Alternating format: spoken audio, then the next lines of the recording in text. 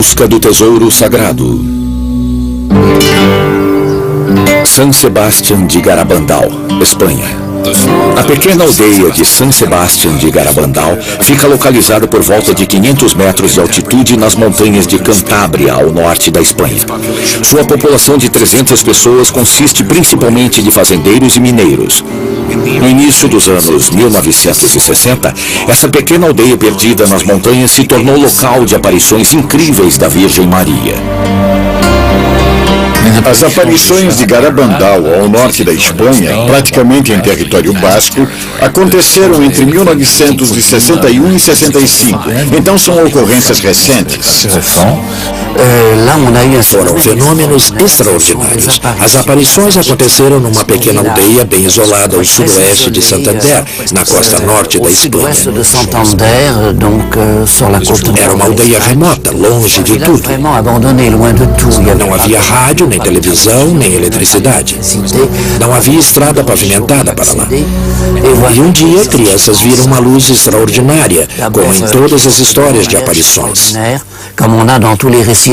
Elas viram a forma de uma figura que um dia disse ser o Arcanjo Miguel.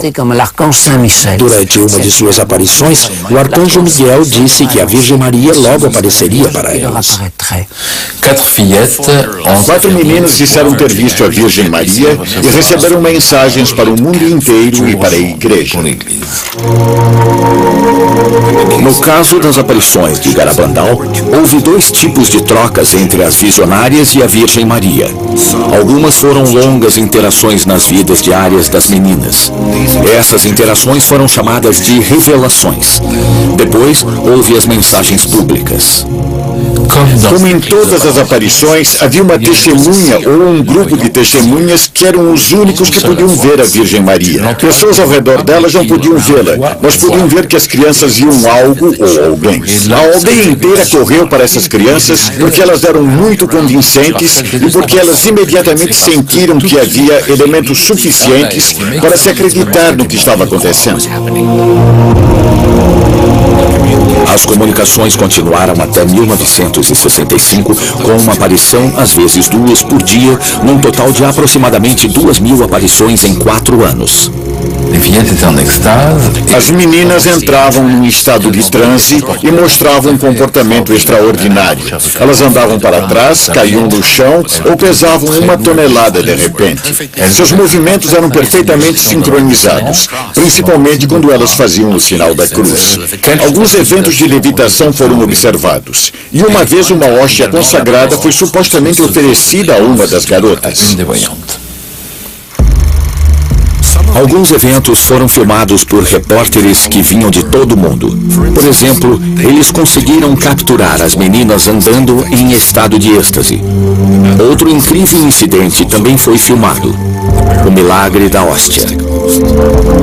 Em 18 de julho de 1961, um mês depois das aparições começarem, Conchita ficou de joelhos em transe perto de sua casa e mostrou a língua.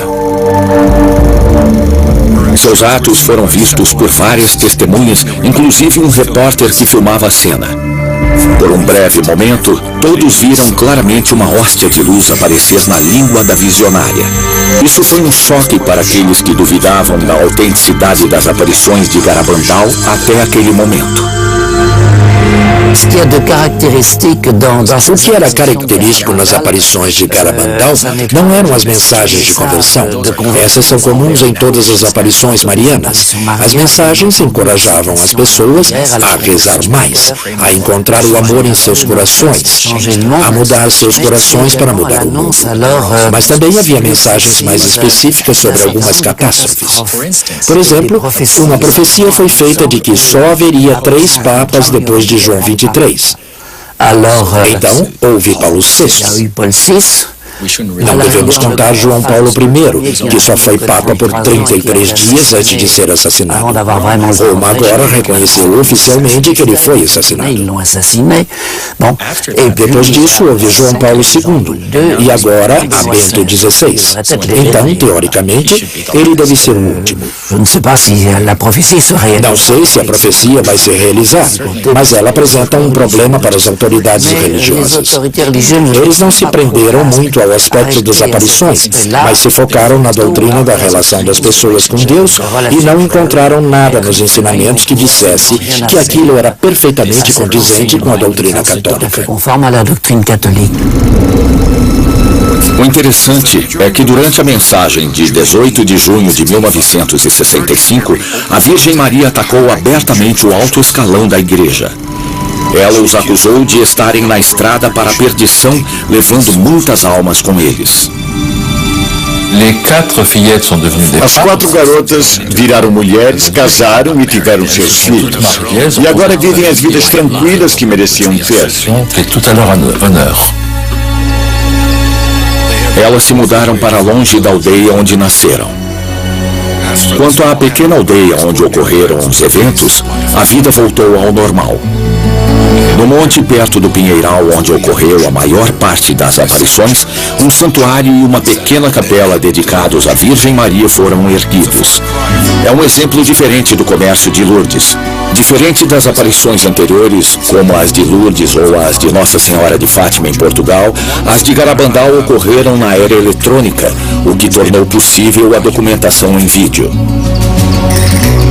A palavra relíquia significa o que resta. O que resta nas aparições em São Sebastião de Garabandal? Imagens. Não só imagens dos devotos comparecendo a uma manifestação divina, como nas fotos tiradas de Nossa Senhora de Fátima, mas imagens relíquias mostrando eventos extraordinários que continuam totalmente inexplicáveis, como as garotas andando em estado de êxtase ou o milagre da hóstia.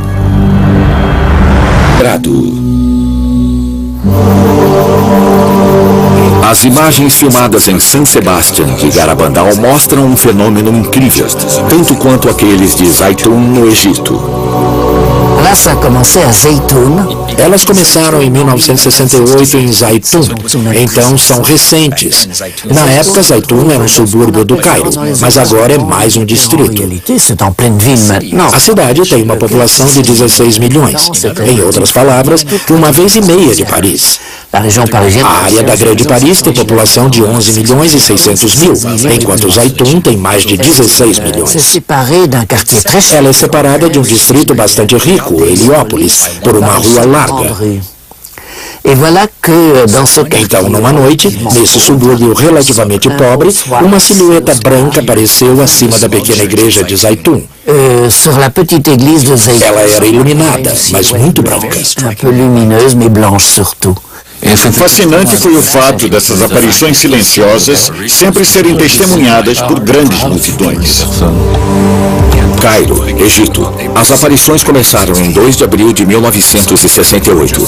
Alguns mecânicos estavam terminando seus turnos quando perceberam de sua garagem uma luz branca flutuando no teto da igreja copta. Eles gritaram para ela: "Cuidado, você não vai cair daí de cima."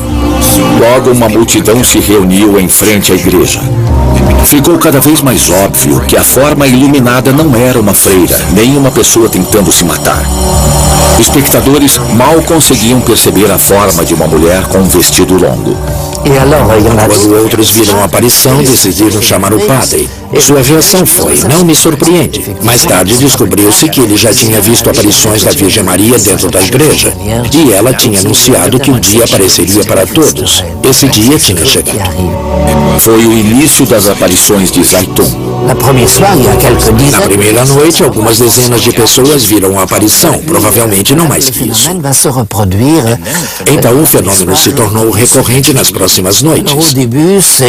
A princípio, ela aparecia 2, 3, 4 vezes por semana, e as aparições eram totalmente imprevisíveis. Por exemplo, ela podia aparecer uma noite de 11 a 1 da manhã, depois desaparecer e reaparecer de 3 às 4. Por mais de 3 anos, a mulher de luz branca aparecia periodicamente acima da igreja copta, sem seguir nenhuma agenda específica. Dia e noite, milhares de pessoas viam uma silhueta branca da Virgem Maria. Algumas pessoas conseguiram tirar fotos, mas você não enxerga muito bem nas fotos. A Virgem Maria segurando uma criança ou segurando um ramo de oliveira, às vezes rodeada por formas estranhas, como grandes pássaros, pombos, talvez até anjos, não sei bem. Céticos dizem que as aparições marianas só ocorriam em países católicos. Isso não é verdade, respondem os crentes, e as aparições de Zaytun são prova disso.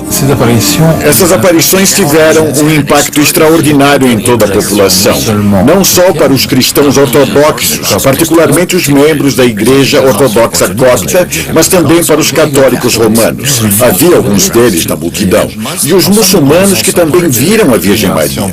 Os muçulmanos já tinham um grande respeito pela mãe de Jesus e se sentiram confortados em sua fé e suas crenças. Eu até diria que as aparições produziram uma certa paz no país que durou um tempo. E essa foi a primeira vez que uma aparição da Virgem Maria foi fotografada, que sua imagem foi filmada e está nos filmes de ateus, de muçulmanos, de cristãos coptas, de todo mundo. É uma prova de que não se trata só de um fenômeno subjetivo que se produz na sua mente, mas de um fato real que pôde ser observado. Essas manifestações aconteceram na Igreja Ortodoxa Copta da Virgem Maria, uma igreja que foi dedicada à mãe de Jesus. Tanto em San Sebastián de Garabandal como em Zaytun, os devotos tiveram as fotografias e as imagens em vídeo para provar que as aparições ocorreram. Nesse caso de Zaytun, no Egito, havia centenas de fotos e até de filmes que foram feitos por testemunhas da aparição da Virgem. No século XVI, a